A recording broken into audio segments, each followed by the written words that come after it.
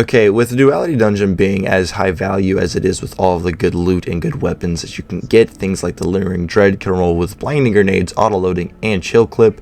The Unforgiven SMG can roll with both Demolitionist in the 3rd column and then Adrenaline Junkie in the 4th column. The Storm Chaser is the 3-round burst linear fusion rifle that can roll with things like Clown Cartridge and then Firing Line. Very, very gross, and its dungeon is just very high value. It's infinitely farmable, which gives players a high incentive to go about farming it. Caiatl, which is the final boss, obviously drops 2 rewards versus all the other encounters in the dungeon just dropping 1. So obviously you would want to just have a checkpoint, hold it, and then bounce that back between you and your fire team to infinitely farm it. But the purpose of this video is how you can knock this out even faster and go about 2-plating Caiatl and really go about speeding up this boss fight. Now keep in mind, dude, all the ads in the main room you don't even need to kill. You literally just need to get the symbols. You just kill the bell keepers, get the bell ready, go in, get your symbols, kill the bell keepers, get out, and you can literally knock runs in like 5 minutes easily. And as for the actual boss DPS, what we did here is none of us were even using Storm Chaser to begin with. My buddy Matt was using a Threaded Needle, B Whittle was using a Tractor Cannon, and I was using a bait and switch Cataclysmic. We had 2 Warlocks both running the Starfire Fusion Grenade build,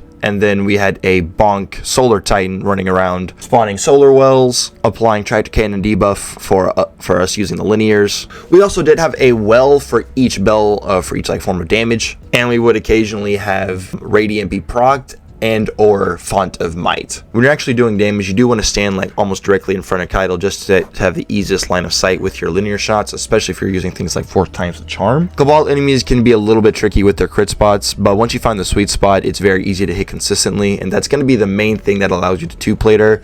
If you miss, I'd say 2 linear shots, you're really going to start to have to squeeze it out. It does require a little bit of hitting your shots, as they say. But as long as the 2 people with the linears can hit all their crits and the Tractor Cannon debuff is consistently up, there's no reason you can't consistently 2-plate this boss and knock these runs out in less than 4 minutes. And with a little bit of practice, you'll be spending more time just switching characters than actually in the boss fight because it'll go by that fast. Anyways, real quick, I'll go over my loadout that I used, just a little bit more in depth. Icarus Dash to help proc Restoration infinitely with the Empowering Rift, Touch of Flame for obvious reasons. Then we were running Ember of Ashes, Soulless, Empyrean, and then Ember of Wonder. With the Horde, Incandescent Callus Mini Tool, Bait and Switch, 4 times the charm Cataclysmic. Then we have our Font of Might. We have no Heft mod anywhere on our armor. We have Elemental Armaments on our chest piece, EO on our gloves for all the grenades that we can throw. Then we have Bountiful Wells, and then Classy Restoration for and then yeah, with that all being said out the way, guys, hope y'all enjoyed. Hope this helps. My name's Kree. Happy farming. We'll see you on the next one. Peace out.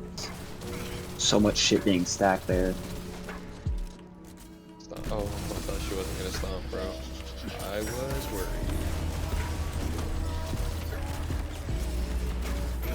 Yeah, I'm doing like 45 to 47k specifically.